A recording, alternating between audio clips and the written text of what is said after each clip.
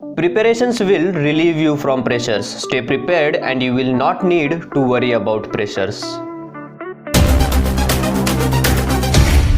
नमस्कार दोस्तों, कैसे हैं आप सब लोग। मैं हूं आदर्श गंगावने और इस वीडियो में मैं आपको आपने जो इस वीडियो के स्टार्टिंग में गोल्डन स्टेटमेंट सुना, उस गोल्डन स्टेटमेंट का समर्थन करने वाली कहानी सुनाऊंगा। बड़ी ही दिलचस्प कहानी है और इसका मोरल तो बहुत बढ़िया है। So stay with me till the end, like and share the video. If you haven't yet subscribed to the channel, subscribe to the channel and also press the bell icon for more knowledge and motivation. So let's begin the video. ये कहानी है Italy में रहने वाले एक किसान की।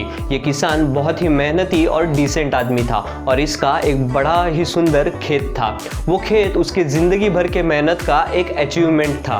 पर वो किसान अब बूढ़ा होने लगा था। उम्र के साथ साथ उसकी ताकत भी कम होने लगी थी। फिर भी वो हर रोज अपने थके हुए कंधों पर वजन उठाता था। वो किसान बड़ा ही विवेकशील आदमी था। He was a very reasonable man. और उसने सोचा कि उसको अब किसी ऐसे आदमी को ढूंढना चाहिए जो उसको उसका खेत संभालने में मदद करे, उसे मैनेज करने में उसकी मदद करे। और वो कोई ऐसा आदमी हो कि जो उसके जानवरों को, उसके कैटल्स को भी बहुत अच्छे तरीके से संभाल पाए। कोई ऐसा आदमी जो पूरी दिल से सारी चीज़ों का ऐसा ख्याल रखे कि मानो वो उसकी खुद की ही हो, हर चीज़ को अपना मानकर उस प्रकार से उसकी देखभाल करने वाला हो। तो एक दिन वो किसान किसी ऐसी ही आदमी की खोज के लिए पास के ही एक गांव में चला गया। उस गांव के मुख्य चौराहे पर वो किसी ऐसे आदमी को ढूंढ रहा था जो उसकी मदद कर सके। और वहीं पर किसान को एक लंबा चौड़ा और जवान आदमी दिखा। किसान ने सोचा क्यों ना इस आदमी को ही अप्रोच किया जाए। तो वो किसान उस आदमी के पास जाकर बोला कि अरे भाई, मैं ना किसी ऐसे आदमी को ढूंढ रहा हूँ जो मुझे मेरा खेत संभालने में मदद करे, तो क्या तुम करना चाहोगे। इस पर वो आदमी बोला जी बिल्कुल, मुझे कोई एतराज़ नहीं।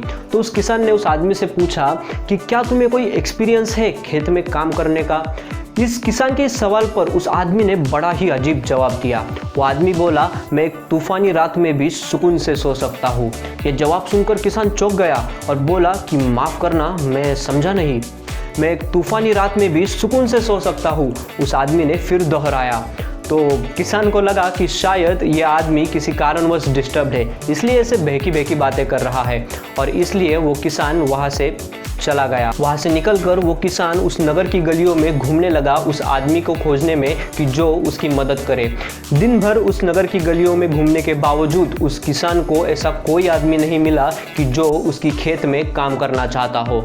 जैसे ही शाम होने लगी, किसान वापस अपनी घर की तरफ निकल पड़ा। लौटते वक्त उसने देखा कि गाँव के उस मुख्य चौराहे पर वो लंबा चौड़ा आदमी अभी भी बैठा हुआ था। तुम्हारा नाम क्या है? इस बार किसान ने अलग सवाल पूछकर कोशिश करी।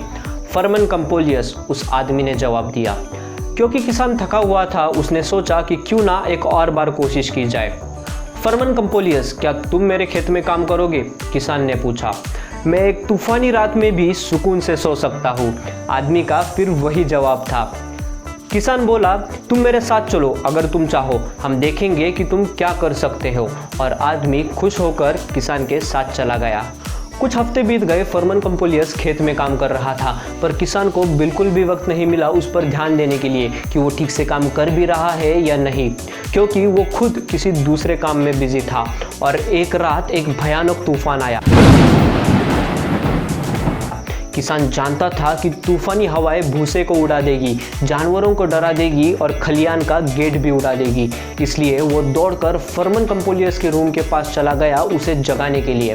फर्मन कंपोलियस उठ जाओ, वो चिल्लाया और बाहर तूफान गरज रहा था। फिर भी उसको रूम के अंदर से कोई जवाब नहीं मिला। फर्मन कंपोलियस, वो फिर चिल्लाया, फिर भी उसको कोई जवाब नहीं मिला। तो वो खुद दौड़कर बाहर चला गया और उस मुसीबत का सामना करने के लिए तैयार था। बाहर आके देखा तो क्या, खलियान का गेट मजबूती से बंद किया हुआ था। भूसा और चारे की बोरियां भी अच्छी तरह से रखी हुई थी और जानवर भी उनके बक्सों में सुरक्षित थे। ये सब देखकर उस बूढ़े किसान के चेहरे पर एक मुस्कान आई और उसने अपने आप से ही ये कहा कि फर्मन कंपोलियस सच में एक तूफानी रात में चैन से सो सकता है। अगर आप आने वाले तूफान के लिए पहले से ही प्रिपेयर्ड हो, तैयार हो, तो आप भी तूफानी रातों में सुकून से सो सकते हो। पर अगर आप आलसी बने रहोगे और अपने हाई प्रायोरिटी टास्क को नेगलेक्ट करोगे तो आप खुद को तैयार नहीं कर पाओगे आने वाले तूफान के लिए। इसलिए अपने कामों को वक्त पर ख़त्म करो और आने वाली चुनौतियों के लिए हमेशा तैयार रहो। फिर देखना, दुनिया के किसी भी तूफान में इतना साहस नहीं होगा कि वो आपको आपकी जगह से हिला सके। So that's it for this video. Thanks for watching and I will see you at the top.